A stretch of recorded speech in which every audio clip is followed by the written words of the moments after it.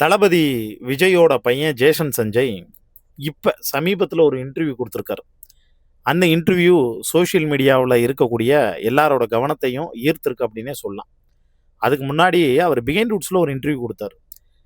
அந்த மனுஷன் ஃபஸ்ட்டு தமிழில் கொடுத்த இன்டர்வியூ அதுதான். அப்போ என்ன பேச போகிறாரு, ஏது பேச போகிறாரு, தளபதி விஜயை பற்றி ஏதாவது தப்பாக பேச போகிறாரா, இல்லை ஏதாவது நமக்கு கண்டென்ட் வந்து கிடைக்குமா அப்படின்னு எதிர்க்கட்சியிலேருந்து ஒரு கூட்டம் எல்லாமே வந்து செம்மையாக வந்து காத்துக்கிட்டு இருந்துச்சு.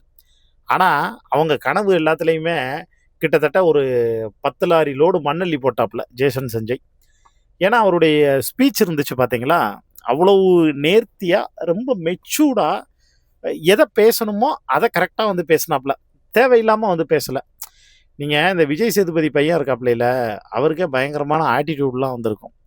டி ராஜேந்திர பையன் சிம்பு இருக்கார்ல நடிகர், அவர் இப்போ தான் வந்து பக்குவமாக இருக்காப்புல. அவருக்கெல்லாம் ஆரம்பத்தில் பயங்கர வந்து ஆட்டிடியூடு. இவங்க எல்லாருக்குமே ஆட்டிடியூடு ஜாஸ்தியாக இருந்துச்சு. ஆனால் தமிழ்நாட்டோட முதலமைச்சர் தன்னோட அப்பா, இண்டஸ்ட்ரியில் வந்து அவர் தான் சூப்பர் ஸ்டார், இப்போதைக்கு தவிர்க்கவே முடியாத மனுஷன். ஆனால் அவரோட பையன் எந்தவித பந்தாவும் இல்லாமல் ரொம்ப சைலண்ட்டாக சிம்பிளாக ஹம்பிளாக வந்து இன்டர்வியூ கொடுத்தாருங்க. அதனாலேயே அது மில்லியன் கணக்கில் வந்து பார்த்து கொண்டாடப்பட்டது. இப்போ எஸ்எஸ் மியூசிக்கில் அவர் அந்த இன்டர்வியூ பயங்கர வைரல் ஆகிட்டு இருக்கு. அதில் அவங்க தொகுப்பாளினி வந்து கொஷின் கேட்குறாங்க, ஒரு ஹீரோவுக்கான 10 பொருத்தமும் வந்து இருக்கக்கூடிய ஒரு ஆள் ஏன் நடிக்காமல் டைரக்ஷன் துறையை தேர்ந்தெடுத்தீங்க, அதுக்கான பதில் சொல்லுங்கள் அப்படின்னு கேட்குறாங்க.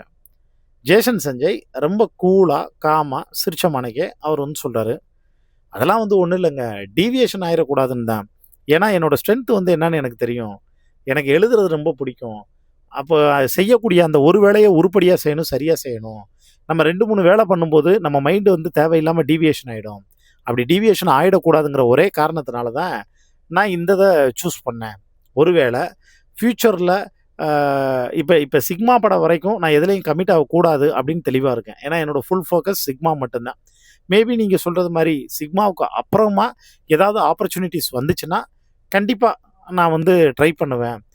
பட் அதுக்கு ஆப்பர்ச்சுனிட்டி முதல்ல வந்து கிடைக்கணும்ல. ஏன்னா இது ஒவ்வொன்றுமே செப்பரேட் கிராஃப்ட்டு அப்படின்னாப்புல.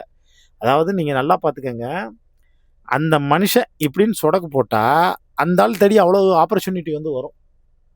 தளபதி விஜயோட பையனும் வந்து ஒரு கூட்டம் வந்து குவியும். ஆனால் அந்த மனுஷன் என்ன சொல்கிறாப்புலனா, தெரிலங்க, சிக்மா படம் ரிலீஸ் ஆகட்டும், ரிலீஸ் ஆனதுக்கப்புறம் எப்படி ரெஸ்பான்ஸ் இருக்குன்னு வந்து பார்க்கணும்.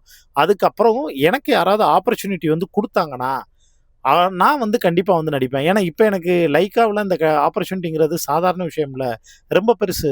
அதை லெஃப்டில் டீல் பண்ண முடியாதுல்ல, ஏனோ தானன்னு வந்து பண்ணிட முடியாதுல்ல.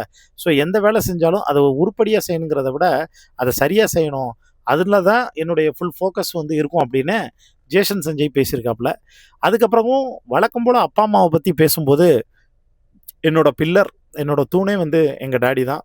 எனக்கு அவ்வளோ ஃப்ரீடம் கொடுத்துருக்காரு. ஆனால் அதே நேரத்தில் அவர் ஸ்பூன் ஃபீடிங் வந்து ஒருபோதும் வந்து பண்ணதில்லை. நீ ஜெயிக்கணும்னா நீ தான் கஷ்டப்படணும், நீ தான் போராடணும், நீ தான் வந்து உழைக்கணும். விமர்சனம், அவமானம் எது வந்தாலும் அதை தாண்டி கடந்து நீ தான் வந்து வரணும். ஸோ உனக்கான லைஃப்பை நீ தான் வந்து உருவாக்கணும் அப்படிங்கிறதுல என் டேடி எனக்கு வந்து ரொம்ப தெளிவாக வந்து சொல்லி கொடுத்துருக்காரு. அவர் என்னோட பில்லர். அதே மாதிரி தான் எங்கள் அம்மா 24/7 அவங்க முழுக்க முழுக்க என்னோட நினப்பாக தான் வந்திருப்பாங்க. ஒரு வேளை நான் ஒரு நாள் ஏதோ ஒர்க் டென்ஷனில் இல்லை வேலை பிஸியில் அம்மாவுக்கு கால் பண்ணாமல் இருந்தால் கூட, அவங்க மிட் நைட்டு எந்த டைமாக இருந்தால் கூட எனக்கு வந்து கால் பண்ணி, சாப்பிட்டியா, ஏன் கால் பண்ணல, என்ன ஏதுன்னு வந்து விசாரிப்பாங்க. ஸோ அம்மா என்னோட ஸ்ட்ரென்த்து. அவங்களும் இல்லை அப்படின்னா, அம்மா வந்து இல்லை அப்படின்னா நானும் வந்து இந்த இடத்துல வந்து இல்லை. அதுதான் நிதர்சனமான வந்து உண்மைன்னு அப்பாவையும் அம்மாவையும் எந்த இடத்துலையும் வந்து விட்டு கொடுக்காம வந்து பேசினார். கீழே கமெண்ட்டில் வந்து பார்த்தா, வா ராஜா, என் தங்கமே, என் செல்லமே, எங்கள் அண்ணன் மவனே, நீ வா, நீ வராமல் வேற யார் வந்து வருவா அப்படின்னு அவரை கொண்டாடி தீர்த்துக்கிட்டு இருக்காங்க மக்களே. இதை பற்றி உங்களுக்கு தோணக்கூடிய கருத்துக்களையும் மறக்காமல் கீழே இருக்கக்கூடிய கமெண்ட் பாக்ஸில் மென்ஷன் பண்ணுங்கள்.